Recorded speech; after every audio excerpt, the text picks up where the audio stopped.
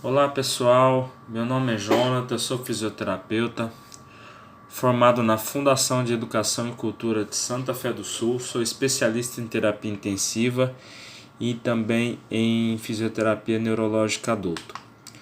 Hoje eu vou falar um pouquinho para vocês, essa aula é mais específica para o curso de psicologia, tá? É apenas uma introdução sobre o sistema genito-urinário e o sistema tegumentar, tá? Bom, o sistema genito-urinário nada mais é do que o sistema genital masculino-feminino, que está também diretamente relacionado com o sistema urinário, tanto do homem quanto da mulher. Existem algumas diferenças que serão abordadas nessa aula. E o sistema tegumentar está diretamente relacionado com a pele, tá? Então nós vamos também estar falando sobre as características da pele. Bom, então aqui temos a pele e o suor, né, nessa imagem de cima aqui, tá? E aqui embaixo o sistema excretor, tá? Percebam os rins, as uretras, a bexiga, o rim, as ureteres, a bexiga e a uretra, mais embaixo, tá? Bom, vamos começar falando sobre o sistema urinário. O sistema urinário, tanto no homem quanto na mulher, é formado por 2 rins, 2 ureteres, uma bexiga e uma uretra, tá? Então percebam, nós temos o rim esquerdo e o rim direito, tá? O rim esquerdo ele sempre vai estar um pouco mais acima que o rim direito. Por quê? Do lado direito nós temos um órgão super importante acima do rim direito, que é chamado fígado. É um importante órgão metabolizador do nosso corpo, tá? Metaboliza drogas, medicações, álcool, tudo que passa no nosso corpo é metabolizado no fígado, tá? É uma importante reserva também de glicogênio, tá? É um importante produtor de hormônios, tá? Então ele fica acima do rim direito, por isso que o rim direito ele é um pouco mais baixo que o rim esquerdo, tá? Aqui em vermelho nós vamos ter a aorta abdominal, tá? Acima nós temos a aorta torácica e tanto uma quanto a outra carregam sangue oxigenado, sangue arterial. Aí vai ter a artéria renal esquerda e a artéria renal direita que saem da aorta e levam o sangue oxigenado para os rins, tá? Os rins são órgãos produtores de hormônios também, também são órgãos que metabolizam algumas substâncias e têm como principal função a filtragem do sangue, ou seja, o sangue entra no rim, tá? Através das artérias renais, dentro dos rins, mais especificamente nos néfrons, que são microestruturas presentes nos rins, vai haver a filtragem desse sangue, onde vai ser retirada parte da água, alguns sais minerais e resíduos metabólicos, tá? O que for importante para o rim, ele vai reabsorver de acordo com a sua necessidade, ou seja, a água e alguns sais minerais, alguns íons como sódio, potássio, cálcio, ele vai absorver de acordo com a sua necessidade. E o que não for necessário para o organismo naquele momento, o rim vai excretar através da urina. Então a urina ela é formada e aí ela vai ser jogada, vai ser liberada pelas ureteres até chegar na bexiga, onde ela vai ficar armazenada, a urina vai ficar armazenada até o indivíduo ter a percepção que a bexiga está cheia, que é o reflexo de micção, tá? Para ele poder urinar. A bexiga ela armazena aí de 300 a 500 ml de urina, tá? E quando der a vontade no indivíduo de urinar, essa urina vai ser liberada através da uretra, tá? Bom, então qual a função do sistema urinário? Formação da urina, composição da urina, excreção de resíduos metabólicos, filtração do sangue, isso vai estar diretamente envolvido no sistema urinário, liberação de alguns hormônios, como a eritropoetina, que é liberada nos rins, e é um importante hormônio que estimula a medula óssea a produzir células sanguíneas, tá? E também controle da pressão arterial. O rim ele tem um importante mecanismo de feedback negativo que controla a pressão arterial através de uma maior excreção de urina, se o indivíduo estiver hipertenso, ou de uma menor excreção de urina, se o indivíduo estiver hipotenso, tá? Então os rins, eles são órgãos duplos, né? Nós temos 2 rins geralmente, tá? Podem ter pessoas que às vezes nascem com um rim só, com rins policísticos, tá? Os rins eles têm aproximadamente 10 centímetros, têm o formato de feijão e estão localizados na parte posterior da cavidade abdominal. Sua função é filtrar o sangue e remover seus conteúdos indesejáveis resultante do metabolismo celular e outras substâncias em excesso, como ácido úrico, ureia e creatinina, formando-se a urina. E essa é a função depuradora dos rins. Os rins também têm a capacidade de regular a quantidade de água e sais minerais no nosso organismo, função reguladora. Tudo isso eu já falei para vocês, tá? Então, o que acontece? Por exemplo, quando nós comemos muita proteína, né? Vai sobrar muitos resíduos metabólicos dessa ingestão de proteína, né? Então, o rim ele vai estar filtrando esse sangue, né? E jogando esses resíduos para fora, tá? Ok? Bom, aqui é uma imagem de um rim, tá? E aí podemos ver algumas estruturas dele. A medula renal, que é a estrutura aqui da região dos néfros, tá? Nós vamos ter a medula mais centralizada e o córtex mais externamente. Córtex significa casca, medula significa miolo, então a medula ela fica mais internamente, tá? Vamos ter cálices maiores, que são esses aqui, cálices menores. Vamos ter a pelvis renal, que é essa triangulação antes da urina entrar na ureter, tá? Vamos ter a veia renal, por onde vai sair o sangue já filtrado. Vamos ter a artéria renal, por onde vai entrar o sangue ainda com resíduos metabólicos, tá? O córtex eu já falei, tá? Vamos ter interlobulações arteriais, tá? Entre outros, tá?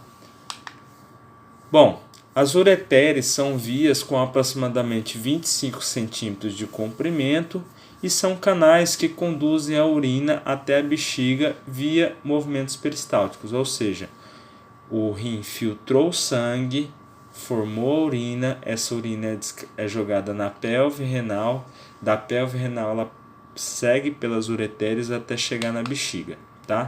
Então aqui nós vamos ter ureter esquerda, ureter direita e aqui embaixo a bexiga, ok? A bexiga, ela é um órgão muscular, geralmente ela é formada por tecido epitelial de transição, tá?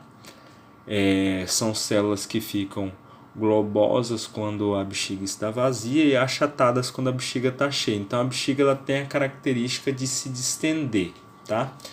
É um órgão muscular em forma de balão localizado na cintura pélvica que armazena aproximadamente entre 300 e 500 ml de urina. A urina chega pelas ureteres e é eliminada para o exterior através de um tubo chamado uretra, tá? Então vejam, a bexiga quando ela enche gera o reflexo de micção que avisa o indivíduo que ele precisa ir ao banheiro. E aí, quando ele chega no banheiro, esses esfíncteres que estão presentes aqui nesses músculos, tá? Nos perineais ali, né? Vão relaxar e aí vai liberar o líquido para a uretra. E o indivíduo vai conseguir fazer a sua micção, tá? A uretra é um canal por onde passa a urina da bexiga para o exterior, tá? e ela é mais longa nos homens do que nas mulheres. Isso é um dos motivos pelo qual as mulheres têm mais infecções de urina que os homens. A grande maioria das infecções de urina, elas são recorrentes, bactérias que advêm do ânus, tá? Bactérias geralmente gram-negativas, tá? Que são bactérias do sistema gastrointestinal, e elas sobem em direção à uretra, tá? A mulher, por ter o canal da vagina mais curto, pela vagina ser úmida e a proximidade com o ânus, essas bactérias, se a mulher defecar e não tomar um banho, não se higienizar direitinho, essas bactérias acabam subindo pela umidade da vagina, entram no canal da uretra, chegam na bexiga e causam infecções urinárias. Essas infecções, se elas não forem controladas, se a pessoa não tratar, pode chegar até os rins, tá? Causando complicações mais severas, tá? Então, na formação da urina, o sangue vai chegar nos rins pelas artérias renais, né? Essas artérias, elas vão se ramificar em numerosos capilares, né, dentro dos néfrons, né? E os rins vão extrair do sangue a água e os resíduos metabólicos, formando assim a urina. O sangue purificado passa para a veia renal, saindo assim dos rins. Então o sangue que sai ali na veia renal, ele já sai purificado, pronto para seguir para todo o organismo.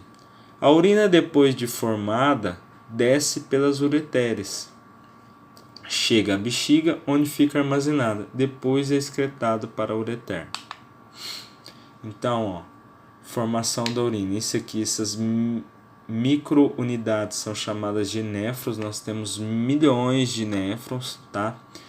É importante, pessoal, tratar de pressão alta, de hipertensão e diabetes, quem tem, porque a diabetes e a hipertensão destrói essas microunidades chamadas néfrons. Então, o indivíduo que tem hipertensão e que tem diabetes pode sim desenvolver uma insuficiência renal, tá?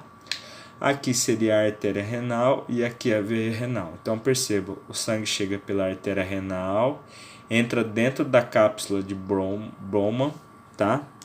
Onde vai ser filtrado, o que for resíduo vai sair por essa estrutura, tá? Que é o túbulo renal, e o que for ainda importante vai voltar pela veia renal e aqui vai chegar na cava, tá? Na veia cava. Bom, os néfrons são constituídos por milhões de pequenos tubos uriníferos, eu já falei isso para vocês, que filtram o sangue, extraindo a urina. Então, vai ser filtrado aqui, o que for importante segue em direção à veia renal, o que não for segue em direção ao túbulo renal. A urina ela é composta basicamente por água, ureia, creatinina, sódio, potássio, fosfatos, sulfatos e ácido úrico, sendo ureia, creatinina e ácido úrico substâncias tóxicas e resíduos metabólicos, tá? Os demais itens aqui podem ser absorvidos: potássio, sódio, fosfatos, sulfatos e a água, tá? Quais os cuidados nós devemos ter com o sistema urinário? Nós devemos evitar alimentos com excesso de sal, porque o rim ele faz o controle da quantidade de sal, tá? Já que o sal ele puxa água. Então, se nós ingerirmos muito sal, a tendência é ficarmos hipertensos, tá? Então, o rim ele tem essa capacidade de jogar parte desse sal fora. Mas chega uma hora que satura, né? Então, é importante a gente ter um controle sobre o excesso de sal. O excesso de carne também dá origem a produtos de difícil excreção, tá? As aminas, tá? E isso pode causar lesões renais, sim. Tem até alguns estudos que sugerem que pessoas que malham, faz academia e tomam muita proteína pode desenvolver algum tipo de insuficiência renal. O álcool também é um importante composto que deve ser evitado em excesso porque destrói, né, os néfrons dos rins. E é importante a gente beber no mínimo 1,5 litro de água por dia, ajudando os rins no processo de filtragem, tá? Se você não beber uma quantidade de água suficiente, a sua urina vai ficar muito concentrada e aí vai dificultar a filtragem pelos rins. Nós temos algumas patologias, né, que podem acometer os rins, como os cálculos renais, também chamados de pedras nos rins, né, que são cristais de minerais que são dissolvidos na urina e encontrados nos rins e na uretra. Eles podem ser pequenas, como um grão de areia, ou até do tamanho de uma bola de gude. Causam uma dor imensa, vocês não têm ideia. Essa dor ela é mais concentrada na região lombar e abdominal, tá? E elas podem ser expelidas espontaneamente. Quando elas não são expelidas espontaneamente, se elas pararem em alguma região do rim que é mais estreita ou até mesmo na uretra, causa muita dor, tá? Essas pedras elas podem ser expelidas espontaneamente ou podem ser retiradas cirurgicamente. Hoje em dia são cirurgias a laser que explode essas pedras via laser, tá? E aí o próprio organismo elimina, tá? As pedras nos rins, cálculos renais podem ser evitadas se você fizer uma boa ingestão de água. Temos ainda as cistites, tá? Que são infecções do trato urinário baixo envolvendo a região da uretra, da bexiga. Geralmente não envolvem os rins, mas podem envolver se não for tratada, tá? São causadas por bactérias de origem da flora intestinal gram-negativa, tá? Que progride no sentido ascendente em direção à uretra, atingindo posteriormente a bexiga e causando infecção. Temos ainda as incontinências urinárias, tá? Que são perdas incontroláveis da urina, ou seja, o indivíduo quando ele vê, ele já fez o xixi na roupa, tá? E não consegue controlar. Geralmente manifesta-se com a idade em pessoas idosas, tá? De ambos os sexos, tá? E por causas variadas, tá? Bom, agora vamos falar um pouquinho sobre o sistema genital. O sistema genital é diferente nos homens e nas mulheres, né? Nos homens nós temos o pênis, nas mulheres nós temos a vagina, nos homens nós temos a próstata, nas mulheres nós temos os ovários e o útero, né? Além de outras estruturas.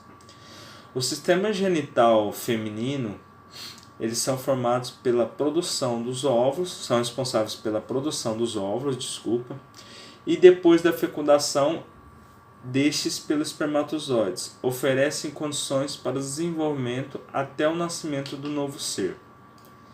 O sistema genital feminino ele é constituído por ovários, tubas uterinas, útero, vagina, lábios maiores e menores, monte do púbis, clitóris e o vestíbulo da vagina. Então aqui a gente já consegue ver nessa imagem algumas estruturas, tá? Bom, aqui atrás é o ânus e aqui na frente, onde eu estou com o laser, é a vagina.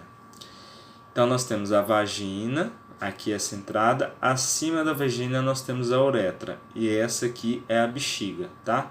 Então essa região é a região do sistema urinário.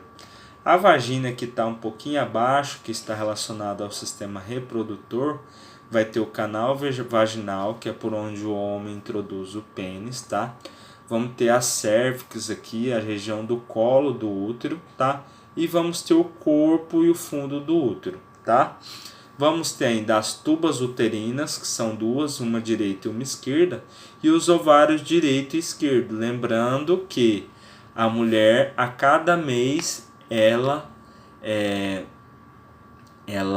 ovula por um óvulo. Mês sim é pelo óvulo direito, mês não pelo óvulo esquerdo, e assim sucessivamente.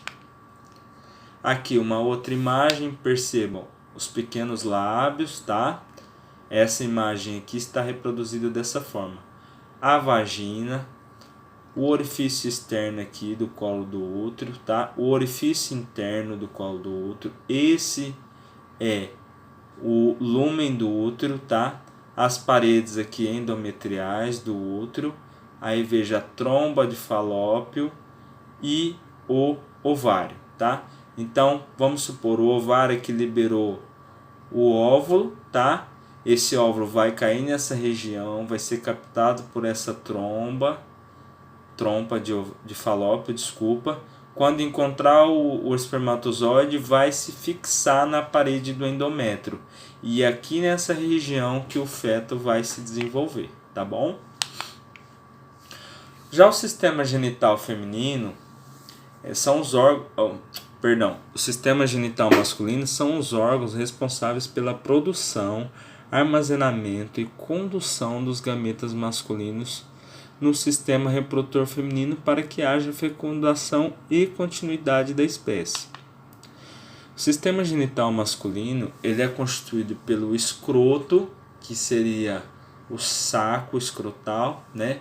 Pelos testículos, são dois, um direito e um esquerdo, epidídimo, ductos deferentes, uretra, glândulas sexuais acessórias e pênis. Então vejam, nós vamos ter aqui o pênis, tá? Constituído de corpo cavernoso, corpo escamoso, tá? Aí vai ter dentro do pênis a uretra, lembrando que no homem a uretra ela faz parte tanto do sistema reprodutor quanto do urinário, tá? Então vamos ter o testículo, o epidídimo, tá? Aí o testículo vai ser responsável pela produção de hormônios sexuais e também de espermatozoides. Esses espermatozoides vão ser mais amadurecidos na região do epidídimo, vão pegar o canal deferente, vão passar lá próximo da bexiga, vão passar no meio da próstata. Esse canal deferente, quando ele chega nessa região da próstata, ele vira uretra prostática e recebe um canal aqui, a uretra masculina, que vem da bexiga, tá? E aí eles vão tornar um canal só, que é a uretra, certo? Aqui atrás é o ânus, tá? Em idosos, principalmente homens idosos, a próstata tende a crescer, fazer uma hiperplasia, essas células tendem a aumentar de tamanho e empurrar a região anal aqui. Por isso que é importante homens acima de 45 anos consultar com o proctologista, e o proctologista vai fazer o exame do toque aqui através do ânus, e se a próstata tiver crescida, ela vai estar empurrando o reto aqui, e aí o médico vai conseguir palpar essa próstata e perceber que algo não está legal, beleza? Aqui é uma imagem de um testículo partido, né? Esses túbulos seminíferos são as regiões onde são produzidos os espermatozoides, tá? Vão ser produzidos, amadurecidos até pegar o canal deferente ou vaso deferente, é a mesma coisa, tá? Aqui temos a ureter esquerda, ureter direita, bexiga, aí aqui uretra prostática, uretra membranosa, uretra cavernosa, orifício externo do pênis. E uma glândula acessória, glândula bulbo-retral. Essa questão da uretra, vocês não precisam ficar decorando todos esses nomes não, tá? É um canal só que tem como função levar tanto o espermatozoide quanto a urina. A próstata ela é um órgão fibromuscular presente nos homens. Sua secreção confere odor ao sêmen. Com o passar da idade, esse órgão tende a aumentar seu tamanho, podendo comprimir a uretra prostática. Então, homens que têm um aumento da próstata, eles ficam com vontade de urinar toda hora, porque fica comprimindo essa uretra, ele vai, faz um pouquinho de xixi, às vezes ainda tem xixi na uretra, mas ele não consegue eliminar todo o conteúdo por causa dessa compressão da próstata na uretra.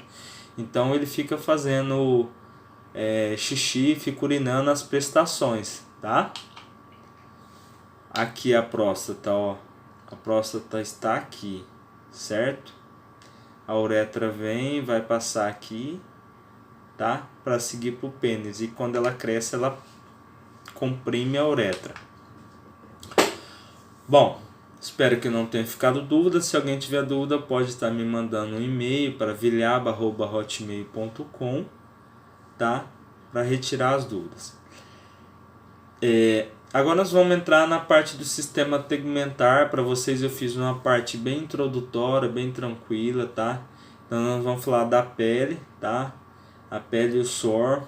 A pele ela é o maior órgão do corpo humano, tá? Ela é formada por tecido epitelial queratinizado, tá?